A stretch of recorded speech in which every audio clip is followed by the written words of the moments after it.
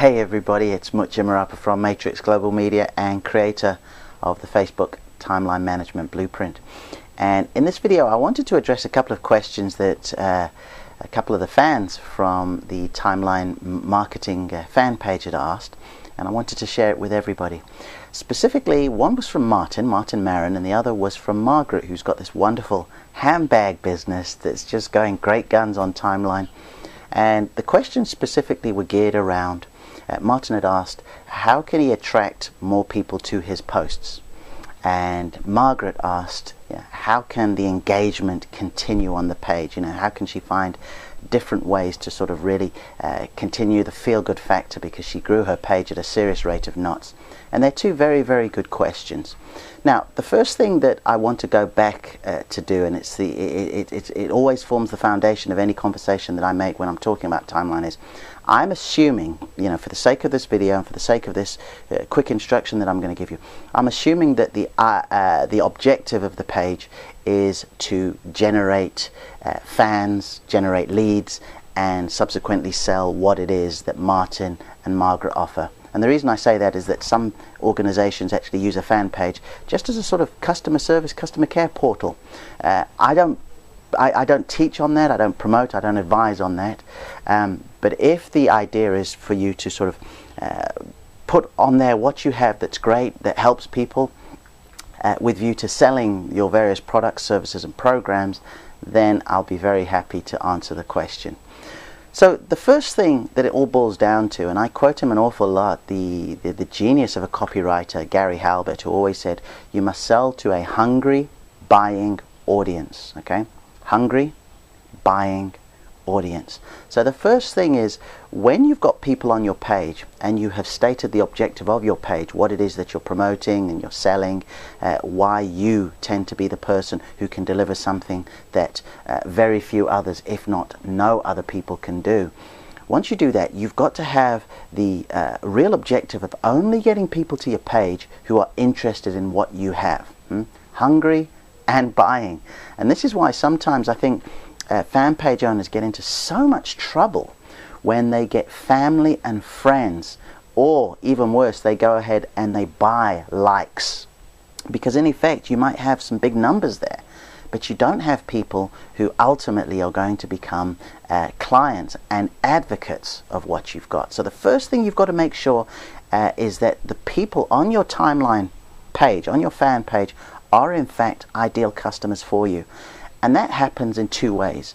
The first way is you've got to be very, very clear, even on Timeline, who it is you are serving, who it is you're attracting, who it is you are a champion for. Okay? Make it really clear so that when somebody comes to your page, they think, oh, finally, I'm here.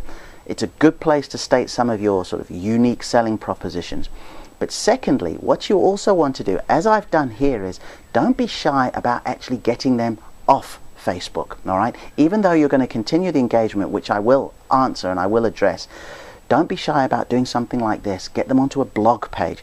Even if the video is repurposed, meaning it can very easily be posted on your Timeline, or it can be a YouTube video as this one is, make sure that they go to your home, your resource center, where you can elaborate on further great things about what you offer.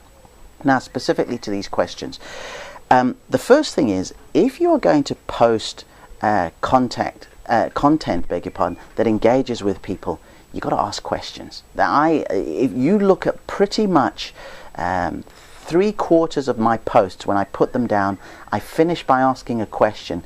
Why? Because I want to evoke a response, not just for EdgeRank purposes, not just so Facebook looks and says, hey, that was a really great number of likes or comments or shares you got.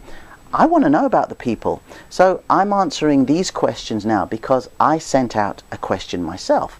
The question was, I think it was, what was the one thing you'd like to know about Facebook moving forward? And this is when it was, well, how do I engage and how do I attract more people? So you must ask questions. And you'll find that as time goes on, a lot of the answers and the replies that you get will form the basis of how you market your products moving forward.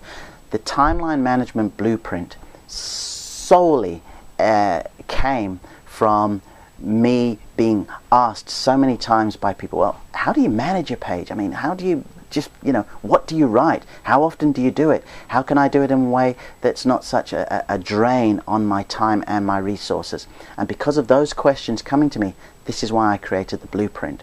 So make sure you ask plenty of questions in order to get the information and get that response of people coming back to you, and you'll be surprised, they really will.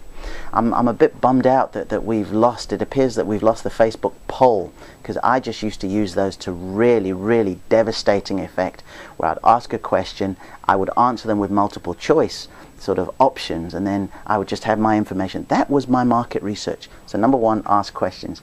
Number two, how do you attract people to the posts?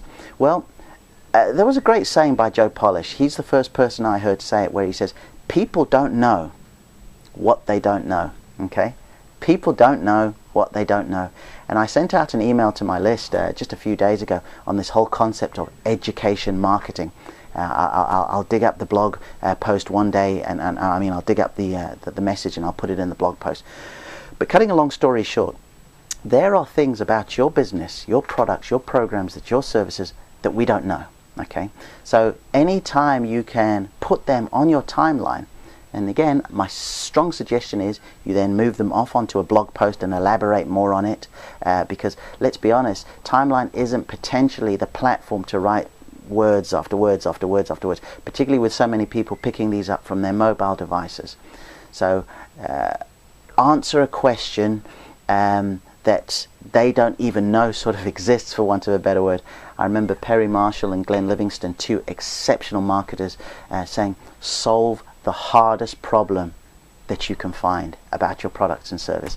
And some think, well, I just can't give away all this information for free.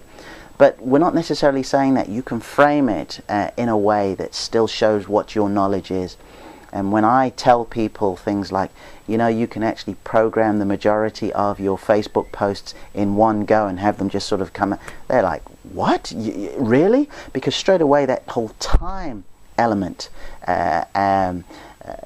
goes away. They feel that, okay, I'm able to do this now. So really think really long and hard about it. What form of education marketing can you provide on your timeline? I noticed Martin, I believe, runs a disco, and please forgive if I've used a disco, does music, a DJ rather. Okay, so are there things that we know that we don't know about your industry, about music, about what you provide, why you're different from other people? This is what you've got to use as part of your post. You've got to make it interesting, and you've got to solve the problems too. You've got to feel that what I'm able to provide, what I'm able to educate them, it's going to address a particular issue that they have in their minds. And sometimes you might say, I also do weddings, or I do private parties, I do I do 21st birthdays, I do anniversary dues, all these different things. Make sure that you educate with your marketing. And then finally, I suppose, with the engagement side of things, with which Margaret asked, is that you just got to be interesting. You've really got to take the time to care about people. Let them know you care about them. Let them know that you're coming from a place of service, all right? That how they get on really concerns you, and the engagement will come from there. So you've got to spend some time. So just to summarize, the first thing you need to really make sure that you do is that you in fact have the right people as fans on your page. Get out of your sort of mindset that it's all about numbers. It's not about numbers, it's about the quality of the people there. We want that hungry buying audience. This is why a lot of the time I really like to use the advertising strategy with page posts about basically going and finding identical fans. People that like Gucci bags, for example, are more likely to like another handbag company. So therefore you go and find them, find a hungry buying audience. The next thing is ask them questions. Find out what solutions they're looking for. What pain are they in? What transformations do they seek? This information that you get will be marketing food and drink for you. And you can go ahead and you can really craft great messages that match your target audience. The next is get them off your timeline. Put them on a blog, whether it's a video, whether it's just a blog post or not, but move them off and use that foundation for some really great education marketing. Remember, people don't know what they don't know. And finally, just to quote Joe Polish, it's so important that you understand the relationship between marketing and sales, all right? Marketing is that sort of activity that we go, so we can get people predisposed, pre-interested, pre-motivated and pre-qualified to buy from us. So therefore the selling just becomes a byproduct of that. So you've got to make sure that you use the timeline to do that and not always automatically go for the sale. Now don't get me wrong, not a week goes by when I'm not attempting to sell something on timeline. I'm not saying you can't do that, but the majority of your marketing needs to really prime them to move forward. And you know, just finally, I don't know if any of you have listened to the audio program that I've spoken about the Timeline Management Blueprint. You'll see a link here and you're able to listen to it. It's on YouTube. It's about an hour long. But I think, again, that will really go some way towards helping you about how you engage and how you attract. Because once you begin to see this timeline again as a form of media, okay, that should sit alongside everything else, it really changes the way that you can say, okay, let me go ahead and engage and attract more people. Hope that's answered your question. As always, would love to hear your comments. So post some comments below, post some comments on the timeline, and I look forward to speaking to you again very, very soon.